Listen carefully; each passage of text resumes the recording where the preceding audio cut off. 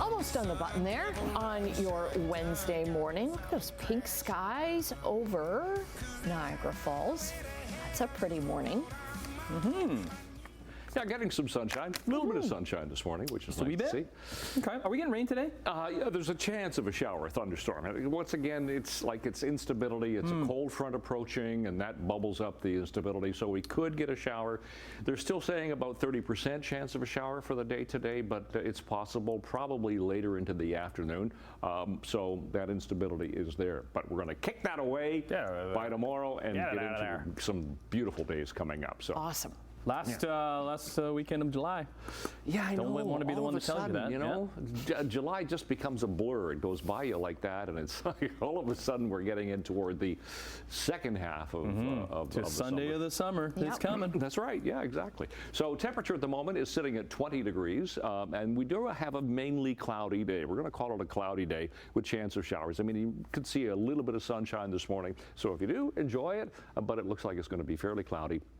Temperature today about, 25 with a humidex of 32, and we're sitting at 20 at the moment. So we'll talk about it coming up. I want to check our cameras. We have two of them. That's one. That's the 403 on Waterdown Road. Not a lot to see right there. Looks pretty good. We'll check the other one, see if it started to build just as yet down the Ancaster Hill. It's a little bit busier through here, a little slow, but still there's wide open gaps there, so no problems. MTO traffic cameras, check and see what's going on west of 50, and that's not a lot, so that's good. Red Hill Creek camera, Toronto bound away from us there. Same here to Walker's Line. No problems right now on the roads. Weather and traffic, of course, we keep you updated as we continue through the morning here, and we'll look at it coming up. Right now, the news. Okay, thanks very much. Well, speaking of traffic, a multi-vehicle crash shut down part of Dundas Street East in Waterdown last night from Mallard Trail to Evans Road. A freelancer tells us it happened around 11:30 involving 4 vehicles. One person was reportedly found dead at the scene. 2 others were taken to hospital with non-life-threatening injuries. We are waiting to hear back from Hamilton Police with more information. Federal housing minister says there could be some relief ahead for homeowners facing the high cost of housing and mortgages. The federal government announced more money in Hamilton for affordable housing. $97 million was announced for projects in Hamilton, Halton, and Niagara, including $5 million for more than 50 homes in downtown Hamilton. Federal housing minister, along with other leaders, said they should be able to wear down the housing crisis bit by bit. We believe that we can cure the existing supply gap in the early 2030s, but it's going to take significant effort, but it's going to be able to improve between now and then. The message is not that we need to wait 7 years to see progress. It's that we will see progress, and in fact are seeing it now. Yeah, there also could be a significant step today when the Bank of Canada makes its latest interest rate announcement. Financial experts are expecting today's decision to be part of a series of cuts to bring down borrowing costs. Parks Canada estimates that up to 25,000 people have fled the area in and around Jasper National Park in Alberta because of wildfires. It says the evacuation of the backcountry continues this morning. No critical infrastructure in Jasper National Park has been damaged yet.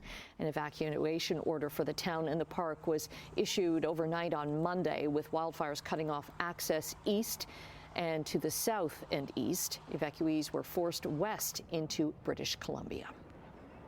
Toronto's mayor is set to give an update on construction on the Gardiner Expressway. Olivia Chow is set to hold a news conference this morning alongside Ontario's transportation minister. The pair is expected to announce a plan that is aimed at speeding up efforts to rehabilitate the expressway.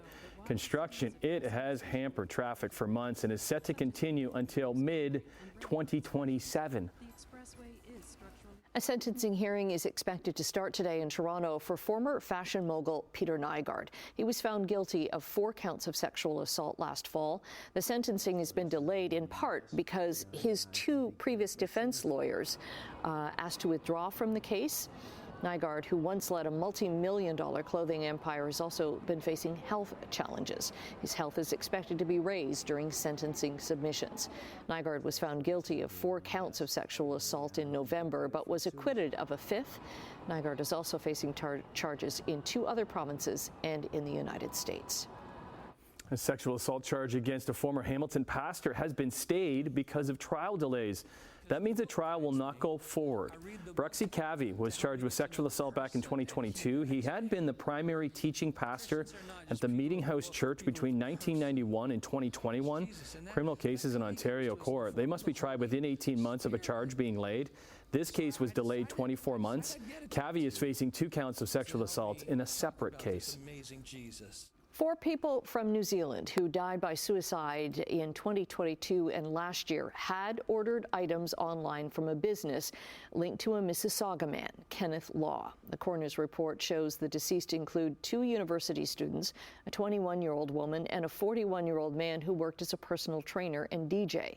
Law faces 14 counts of first-degree murder for mailing lethal substances to people who later took their lives. He is not currently charged in connection with the deaths in New Zealand. He is expected to go on trial in Peel Region next year. A public inquiry in New Zealand, as we stay down under, found that about 200,000 children and vulnerable adults were abused in state and religious care from 1950 to 1999. The 3,000-page report released today describes it as a national disgrace, with some kids even subject to torture. Nearly a third of those in care faced physical, sexual, or verbal and psychological harm in the past 70 years. The report calls for immediate support for survivors and major reforms. Today is about them, the survivors and their stories. And to the survivors, I want to say thank you for your exceptional strength, your incredible courage, and also your confronting honesty. I cannot take away your pain, but I can tell you this. Today you are heard and you are believed. The state was supposed to care for you, to protect you, but instead it subjected you to unimaginable physical, emotional, mental, and sexual abuse. An official apology will follow coming up on November the 12th. The report estimated the average lifetime cost to an abuse survivor to be more than $500,000 Canadian per person. However, the amount of compensation available for survivors was not specified. At least 18 people are dead after a small plane crashed while taking off from Nepal's capital this morning. At least 1 other person was injured. All 19 on board were Surya Airline employees. Rescue efforts are ongoing. Well, as the prospects of a ceasefire and hostage deal in the Israel-Hamas conflict hangs in the air, Israeli Prime Minister Benjamin Netanyahu is preparing to address Congress in Washington, D.C. The address comes as the U.S. and Israeli officials, they voice their optimism about the war and the end of it. On Monday, President Joe Biden said he believed the different parties were on the verge of being able to secure a deal, but yesterday a source familiar with the negotiations said that Israel will not submit its latest response to the mediators until after Netanyahu's meeting with Biden, which is set for tomorrow, Thursday. The source says the response will include Netanyahu's 11th hour demands regarding barring armed men from northern Gaza and Israeli control of a corridor. Those demands have been key sticking points in these negotiations. According to the source, though, if Hamas agrees to them, a deal is likely to follow. And Prime Minister Netanyahu is set to meet with demonstrators before he meets with U.S. Congress. Police have significantly increased security around the Capitol building, and they've closed several roads for most of the week. His arrival prompted a sit-in at a congressional office building yesterday that ended with several arrests. Now, some of these demonstrators have condemned Israel, but others expressed support while pressuring Netanyahu to strike a ceasefire deal and bring home the hostages still being held by Hamas.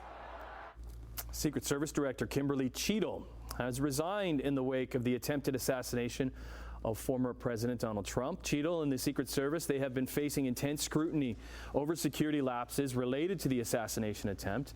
So there were bipartisan calls in Congress for her to step down, and Republicans wanted to impeach her.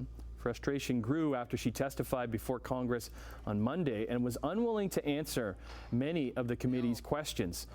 Cheadle's resignation comes as lawmakers and a government watchdog continue to investigate the agency's handling of Trump's protection. President Biden thanked Cheadle for her service and said he will appoint a new director soon.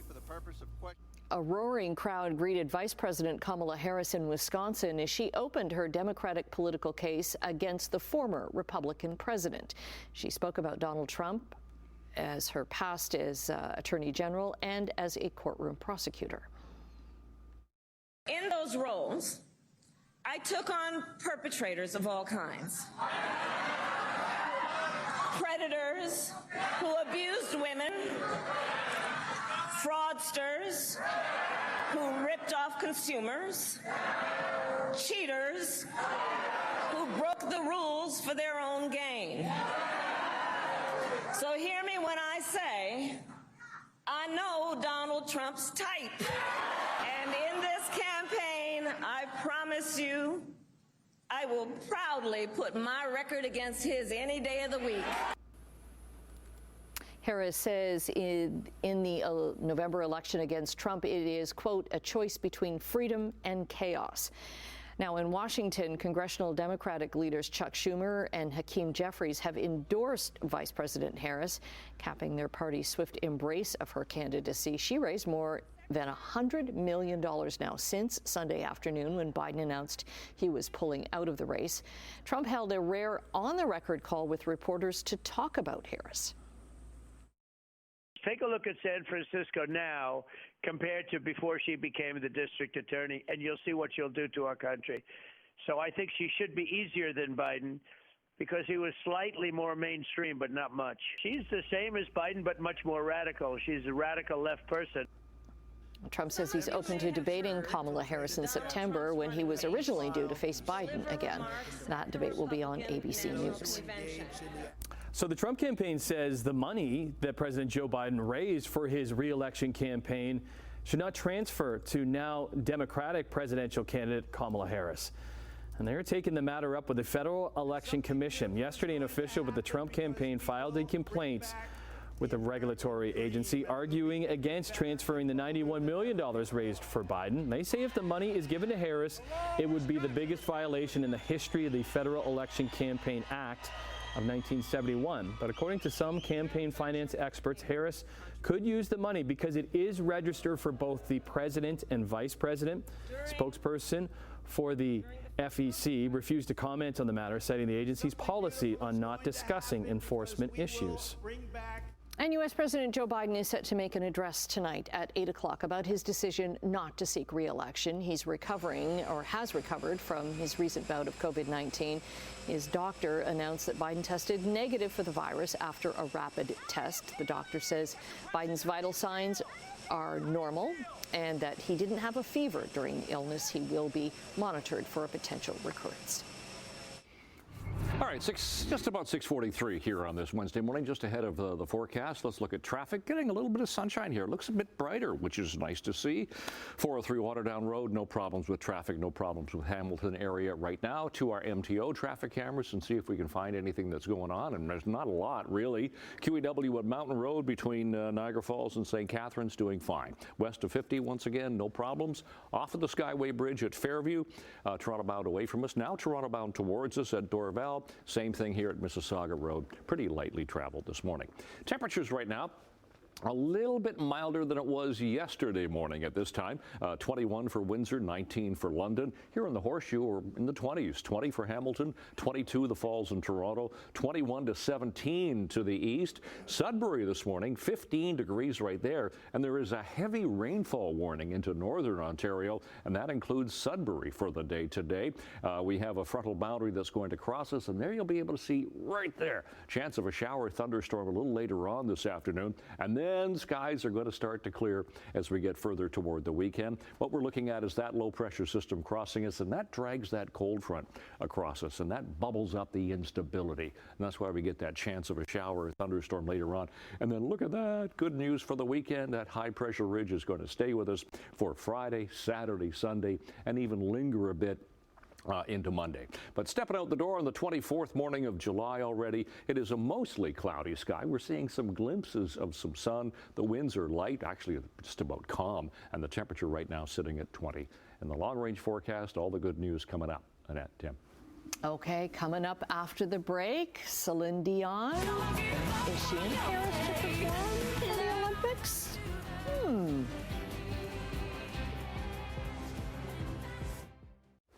Good morning.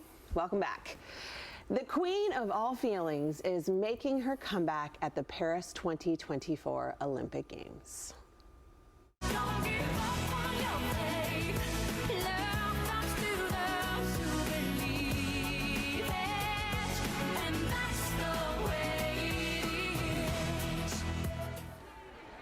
Celine Dion will make her return on stage since ending her tour in 2022.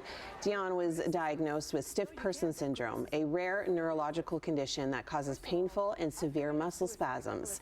Friday's big show will feature Dion along with 3,500 fellow performers for the first ever Olympic opening ceremony to take place outside of a stadium.